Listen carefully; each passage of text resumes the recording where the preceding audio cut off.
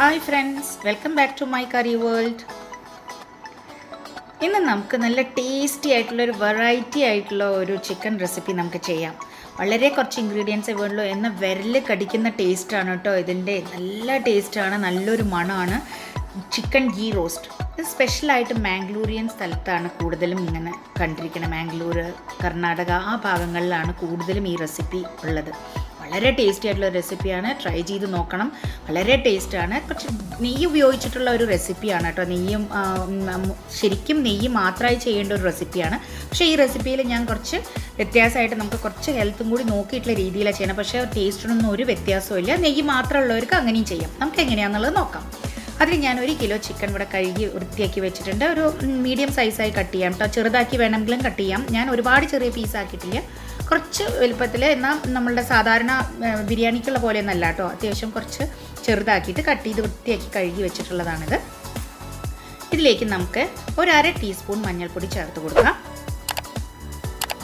അതിനുശേഷം ഒരു ചെറുനാരങ്ങയുടെ നീരാണ് കേട്ടോ. അത് മുഴുവൻ, ഒരു നാരങ്ങ മുഴുവൻ പിഴിഞ്ഞെടുത്തിട്ടുള്ള നീര് ഞാൻ ചേർത്ത് കൊടുത്തു. ഇനി ചെറുനാരങ്ങ ഇല്ലാന്നുണ്ടെങ്കിൽ വിനീഗർ ചേർക്കണമെങ്കിൽ 1 ടേബിൾ സ്പൂൺ വിനീഗറും ചേർക്കാം കേട്ടോ.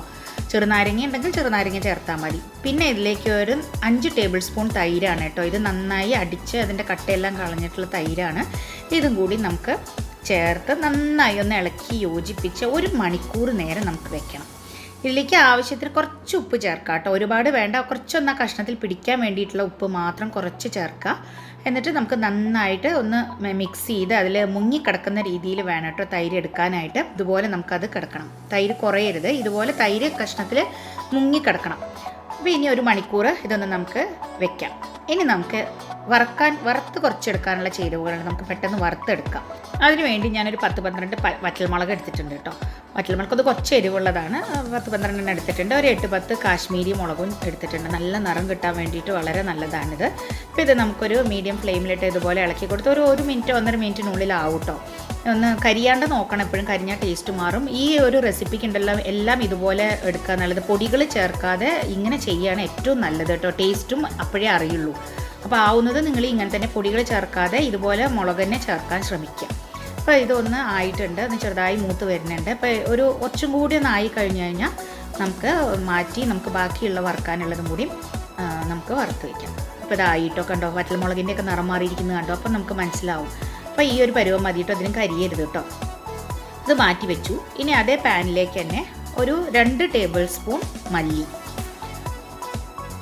മല്ലി ചേർക്കുക. പിന്നെ ഒരു 2 ടേബിൾ സ്പൂൺ കുരുമുളക്. ഞാൻ പറഞ്ഞല്ലോ കുറച്ച് എരിവുള്ള ഒരു റെസിപ്പിയാണ് കേട്ടോ, കുറച്ച് സ്പൈസിയാണ്. അതുകൊണ്ട് 2 ടേബിൾ സ്പൂൺ കുരുമുളക് ചേർക്കുന്നുണ്ട്. 1 ടേബിൾ സ്പൂൺ ജീരകവും ചേർക്കുന്നുണ്ട് കേട്ടോ. ഇനി നമുക്ക് ഇതുപോലെ തന്നെ മീഡിയം ഫ്ലെയിമിലിട്ടിട്ട് നമുക്കൊന്ന് വറുത്തെടുക്കണം. മീഡിയം ടു ലോ ഫ്ലെയിം മതി കേട്ടോ.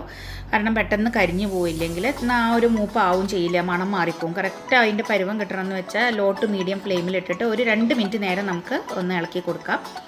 അപ്പോൾ ഇത് ഏകദേശം ഇങ്ങനെ റോസ്റ്റായി വരുന്നുണ്ട്. ഈ കുറച്ചൊന്ന് റോസ്റ്റായി വരുന്ന സമയത്ത് നമുക്ക് 1/2 ടീസ്പൂൺ ഉലുവ. ഇത് ഒരിക്കലും അവോയ്ഡ് ചെയ്യാൻ പറ്റണതല്ല കേട്ടോ. നമുക്ക് വിചാരിക്കും എന്താ ഉലുവ ചേർത്ത് കഴിഞ്ഞാൽ ടേസ്റ്റ് വ്യത്യാസം വരുമോ എന്നൊക്കെ അല്ലേ. ഒന്നുമില്ല, ഈ ഉലുവയാണ് ശരിക്കും അതിനുള്ള ഒരു ടേസ്റ്റ് കൊടുക്കണത് ആ കറിക്ക്. അപ്പോൾ നമുക്ക് ഈ ഉലുവ ഒന്ന് പകുതി ആയതിനു ശേഷം ചേർത്താൽ മതി, അല്ലെങ്കിൽ ഉലുവ പെട്ടെന്ന് കരിഞ്ഞു പോകും. ഇപ്പോൾ കണ്ടോ എല്ലാം കറക്റ്റായിട്ട് വന്നിട്ടുണ്ട്. അത് നമുക്ക് മാറ്റി വയ്ക്കാം. അപ്പം ഞാനൊരു മിക്സർ ജാറിലേക്ക് നമ്മൾ ആദ്യം വറുത്ത് വെച്ചിരിക്കണം മുളക് ചേർത്തിട്ട് ആദ്യം പൊടിച്ചെടുക്കാം. നന്നായി പൊടിച്ചെടുത്തിട്ടുണ്ട് ഇപ്പോൾ ഇനിയും ബാക്കി നമ്മൾ മല്ലിയും കൂടി ചേർത്തിട്ട് നമുക്ക് ഒന്ന് പൊടിച്ചെടുക്കണം. അപ്പോൾ മല്ലിയും കൂടി ചേർക്കുമ്പോൾ ഒന്നും കൂടി ഫൈനായി പൊടിഞ്ഞ് കിട്ടും. ഇത് നമുക്ക് പൊടിച്ചെടുക്കാം. അപ്പോൾ എല്ലാ വറുത്തതും കൂടി നമ്മളിപ്പോൾ പൊടിച്ച് കഴിഞ്ഞു. ആദ്യം എപ്പോഴും മുളക് പൊടിച്ചതിന് ശേഷം ബാക്കി വറവ് പൊടിച്ചാൽ മതി കേട്ടോ ചേർത്തിട്ട്. ഇപ്പം ഇനി ഇതിലേക്ക് ഒരു 3-4 ചുള വെളുത്തുള്ളി, ചെറിയ വെളുത്തുള്ളിയാണ് നിങ്ങളുടെ കയ്യിലെന്നുണ്ടെങ്കിൽ ഒരു ഫുൾ കുടം എന്ന് പറയില്ലേ, നമ്മൾ ഹോൾ വെളുത്തുള്ളി മുഴുവൻ എടുക്കണം കേട്ടോ. ഇതിപ്പോൾ ഞാൻ വലിയ വെളുത്തുള്ളി ആയതുകൊണ്ട് ഒരു 4-5 ചുള വെളുത്തുള്ളി ഞാൻ ഇട്ടിട്ടുണ്ട്. ഇനി ഇത് അരച്ചെടുക്കാൻ വേണ്ടിയിട്ട് കുറച്ച് ഒരു 1/4 ഗ്ലാസ് വെള്ളം കേട്ടോ ഞാൻ ഒഴിച്ചിട്ടുള്ളൂ. നിങ്ങൾക്ക് എത്ര വേണമെന്നുള്ള ആവശ്യത്തിനനുസരിച്ച് ഇതുപോലെ നമുക്ക് പേസ്റ്റായിട്ട് അരച്ചെടുക്കണം. ഇത്രയും ഫൈൻ പേസ്റ്റായി കിട്ടണം കേട്ടോ. തരിങ്ങനെ ആവരുത്, നല്ല ഫൈൻ പേസ്റ്റായി കിട്ടണം. എന്നാലാണ് റോസ്റ്റ് അത്രയും ടേസ്റ്റ് ആവുള്ളൂ. അപ്പോൾ ഇതുപോലെ ഫൈൻ പേസ്റ്റായി കിട്ടാൻ വേണ്ടി എത്ര വെള്ളം ഒഴിക്കണോ അത്ര ഒഴിച്ചാൽ മതി. നോക്കി ചേർത്താൽ മതി കേട്ടോ വെള്ളം. ആദ്യം നിങ്ങളൊരു 1/4 ഗ്ലാസ് ചേർത്ത് നോക്കിയിട്ട് നന്നായി അരഞ്ഞ് വരുന്നുണ്ടോ നോക്കിയതിന് ശേഷം മാത്രം വെള്ളം ഒഴിച്ചാൽ മതി. വെള്ളം ഒട്ടും കൂടരുത്. ഇനി നമുക്കിത് മാറ്റി വയ്ക്കാം. ഇനി നമുക്ക് പാൻ അടുപ്പത്ത് വെച്ച് അതിലേക്ക് 1 ടേബിൾ സ്പൂൺ നെയ്യ് ചേർത്ത് അതിലേക്ക് 1 ടേബിൾ സ്പൂൺ സൺഫ്ലവർ ഓയിലും കേട്ടോ. ഇതിൽ വെളിച്ചെണ്ണ ചേർക്കണ്ട, സൺഫ്ലവർ ഓയിൽ ചേർത്താൽ മതി. ഇത് രണ്ടും കൂടിയും ചേർത്തിട്ട് നമ്മൾ മാരിനേറ്റ് ചെയ്ത് വെച്ചിരിക്കുന്ന ചിക്കൻ ഉണ്ടല്ലോ അത് നമുക്ക് ഇതിലേക്ക് ചേർത്ത് കൊടുക്കാം. എന്നിട്ട് നന്നായിട്ട് ഇതൊന്ന് ആവട്ടെ. കാരണം ഇതൊരു ശരിക്കും പറയുകയാണെന്ന് വെച്ചാൽ 80% കുക്ക് വേണം. 80% ഇതിൽ കുക്കായതിന് ശേഷമാണ് ബാക്കിയുള്ളത് നമുക്ക് ചെയ്യാം. അപ്പോൾ നമുക്ക് ഇത് മീഡിയം ഫ്ലെയിമിൽ ഇട്ടിട്ട് നമുക്ക് ഒന്ന് ഇടയ്ക്കിടയ്ക്ക് ഇളക്കി കൊടുത്ത് ഒന്ന് അടച്ചു വെച്ചിട്ടും ഒക്കെ നമുക്ക് വേവിച്ചെടുക്കാം. ഒരു 80%ഓളം നമുക്ക് വെന്ത് കിട്ടട്ടെ. അപ്പോൾ ഇത് നന്നായി തിളച്ച് തുടങ്ങിയിട്ടുണ്ട്. നമുക്കൊന്ന് മിക്സ് ചെയ്ത് കൊടുക്കാം. ചിക്കൻ പെട്ടെന്ന് കുക്കായി കിട്ടും. കാരണം എന്താണെന്ന് വെച്ചാൽ നമ്മൾ മാരിനേറ്റ് ചെയ്ത് വെച്ചിട്ടുള്ളതല്ലേ, തൈരിൽ മാരിനേറ്റ് ചെയ്യുമ്പോൾ തന്നെ നല്ല സോഫ്റ്റ് ആയിട്ട് കിട്ടും, പെട്ടെന്ന് വെന്തും കിട്ടും കേട്ടോ. നമുക്ക് 1 മിനിറ്റ് നേരം ഒന്ന് അടച്ച് വെക്കാം. 1 മിനിറ്റ് കഴിഞ്ഞിട്ട് നോക്കുമ്പോൾ തന്നെ കണ്ടോ ചിക്കനൊക്കെ ഓൾമോസ്റ്റ് ഇങ്ങനെ ആയി തുടങ്ങിയിട്ടുണ്ട്. ഇങ്ങനെ നമുക്ക് എല്ലിന്ന് ഇങ്ങനെ വരുന്ന പരുവം കണ്ടാൽ തന്നെ അറിയാം നമുക്ക് ചിക്കൻ ഓൾമോസ്റ്റ് വെന്ത് തുടങ്ങിയിട്ടുണ്ട്. ഒരു 50% എങ്കിലും എന്തായാലും ആയിട്ടുണ്ട് ചിക്കൻ. അപ്പോൾ ഇനി കുറച്ച് നേരം കൂടി നമുക്ക് ഒന്ന് മീഡിയം ഫ്ലെയിമിൽ തന്നെ ഇട്ട് ഇനി അടച്ചു വെക്കേണ്ട ആവശ്യമില്ല. നമുക്ക് തുറന്ന് വെച്ചിട്ട് തന്നെ ഇനി ഇടയ്ക്കിടയ്ക്കൊന്ന് ഇളക്കി കൊടുത്തിട്ട് നമുക്ക് വേവിച്ചെടുക്കാം. മീഡിയം ഫ്ലെയിമിൽ തന്നെ മതി കേട്ടോ, ഫ്ലെയിം കൂട്ടണ്ട. കുറച്ചൊന്ന് നമുക്ക് വറ്റിയും കിട്ടണം. ഒന്ന് ഇടയ്ക്കിടയ്ക്ക് ഇതുപോലെ ഒന്ന് മിക്സ് ചെയ്ത് കൊടുത്തിട്ട് നമുക്കത് വേവിച്ചെടുക്കാം. അപ്പോൾ കണ്ടോ വെള്ളമെല്ലാം വറ്റി. അപ്പോൾ ചിക്കൻ നന്നായിട്ട് ആയിട്ടുണ്ട് കേട്ടോ, നല്ലോണം വെന്തിട്ടുണ്ട് ചിക്കൻ. നല്ലോണം എല്ലെന്നൊക്കെ വിട്ടു പോകുന്നു, അതാണ് കേട്ടോ. അത് കണ്ടാൽ മനസ്സിലാക്കാൻ നമുക്ക് ആയിട്ടുണ്ട്. നമുക്ക് ചിക്കൻ മാറ്റി വയ്ക്കാം. ഇനിയിപ്പോൾ ഈ സമയത്ത് വളരെ കുറച്ച് വെള്ളം മതി കേട്ടോ ചിക്കനിൽ. ഇപ്പോൾ ഈ സമയത്ത് 2 ടേബിൾ സ്പൂൺ നെയ്യ് ചേർക്കുന്നുണ്ട് ഞാൻ. ഇത് ഗീ റോസ്റ്റ് അല്ലേ, അപ്പോൾ നെയ്യ് ഒരിക്കലും അവോയ്ഡ് ചെയ്യാൻ പറ്റില്ല. അതിലേക്ക് ഞാൻ ഒരു 2 ടേബിൾ സ്പൂൺ സൺഫ്ലവർ ഓയിലും ഒഴിക്കുന്നുണ്ട് കേട്ടോ. നിങ്ങൾക്ക് ഗീയിൽ മാത്രം ഉണ്ടാക്കുകയാണെന്ന് വെച്ചാൽ ഏറ്റവും ബെസ്റ്റ് അതാണ്. ഞാൻ കുറച്ച് സൺഫ്ലവർ ഓയിലും കൂടി ചേർത്തിട്ട് ഉണ്ടാക്കുകയാണ്. നിങ്ങൾ വേണമെങ്കിൽ ഈ 2 ടേബിൾ സ്പൂണിന് പകരം 4 ടേബിൾ സ്പൂൺ ഗീ ചേർത്തിട്ട് നിങ്ങൾക്ക് റോസ്റ്റ് ചെയ്തെടുക്കാം കേട്ടോ. അപ്പോൾ വളരെ ടേസ്റ്റാണ്. ശരിക്കും അങ്ങനെയാണ് അത് ചെയ്യുക. അപ്പോൾ ഞാൻ കുറച്ച് ഹെൽത്തും കൂടി നോക്കിയതുകൊണ്ട് 2 ടേബിൾ സ്പൂണേ ചേർത്തിട്ടുള്ളൂ. 2 ടേബിൾ സ്പൂൺ സൺഫ്ലവർ ഓയിലും കൂടി ചേർത്ത് ഞാൻ റോസ്റ്റ് ചെയ്ത് ഇപ്പോൾ നമ്മൾ അരച്ച് വെച്ചിരിക്കുന്ന മസാലയൊക്കെ അതിലേക്ക് ചേർത്ത് ഞാൻ ഒന്ന് റോസ്റ്റ് ചെയ്തെടുക്കുന്നുണ്ട്. പിന്നെ ഇതിലേക്ക് ഒരു 2 ടേബിൾ സ്പൂൺ വെള്ളം ഒഴിച്ചിട്ട് ആ മിക്സിയിലെ മസാലയൊക്കെ ഒന്ന് ഞാൻ എടുത്തിട്ടുണ്ട് കേട്ടോ. ഇതുപോലെ മീഡിയം ഫ്ലെയിമിലിട്ടിട്ട്, ഫ്ലെയിം ഒരിക്കലും കൂട്ടരുത് കേട്ടോ, മീഡിയം ടു ലോ ഫ്ലെയിമിലിട്ടിട്ട് ഇതുപോലെ തന്നെ ഒന്ന് ക്ഷമിച്ച് വരട്ടിയെടുക്കണം കേട്ടോ. കാരണം ഓൾറെഡി വറുത്തതാണ്. ഇനിയിപ്പോൾ ഒരുപാട് മൂക്കേണ്ട ആവശ്യമില്ല. പക്ഷെ നമുക്കൊന്ന് ഒഴിച്ച എണ്ണ നെയ്യൊക്കെ ഒന്ന് തെളിഞ്ഞ് കിട്ടണം. ഇനിയിപ്പോൾ ഒരുപാട് നെയ്യ് ഒഴിച്ചിട്ടുണ്ടല്ലോ, അത് എങ്ങനെയാണെന്ന് വിചാരിക്കണം. നിങ്ങൾ എത്ര നെയ്യ് ഒഴിച്ചോ ആ നെയ്യ് ഒക്കെ നമുക്ക് എടുത്ത് മാറ്റാൻ പറ്റും കേട്ടോ. കാരണം ചിക്കൻ റോസ്റ്റ് ആയി കഴിഞ്ഞാൽ നമുക്കത് സെപ്പറേറ്റ് ആയിട്ട് കിട്ടും. ഞാൻ കാണിച്ചു തരാം അത് എങ്ങനെയാണെന്ന് കുക്ക് ചെയ്യുമ്പോൾ. ഇപ്പം ഞാൻ വേവിച്ച് വെച്ചിരിക്കുന്ന നമ്മുടെ ചിക്കൻ അതിലേക്ക് ചേർത്ത് കൊണ്ട് വളരെ കുറച്ച് വെള്ളമേ ഉള്ളൂ. നല്ലോണം ഒന്ന് വെള്ളം വറ്റി കുറച്ച് വെള്ളത്തോട് കൂടിയിട്ട് ലേശം വെള്ളം മതി. അപ്പോൾ അങ്ങനെയാണ് കേട്ടോ ഞാൻ ചിക്കൻ മാറ്റി വെച്ചത്. ഇപ്പോൾ അതെല്ലാം കൂടിയും ചേർത്ത് നമുക്ക് മിക്സ് ചെയ്ത് വേവിച്ചെടുക്കണം. ഇനി ഈ മസാലകളെല്ലാം അതിലേക്ക് പിടിക്കണം. അപ്പം തന്നെ നല്ലൊരു മണം വരുന്നുണ്ട് കേട്ടോ.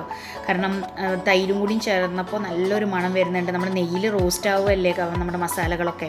ഇതിൽ സവോളയോ തക്കാളിയോ ഒന്നും വേറെ ചേർക്കണില്ല, ഇത് മാത്രമേ ചേർക്കണുള്ളൂ.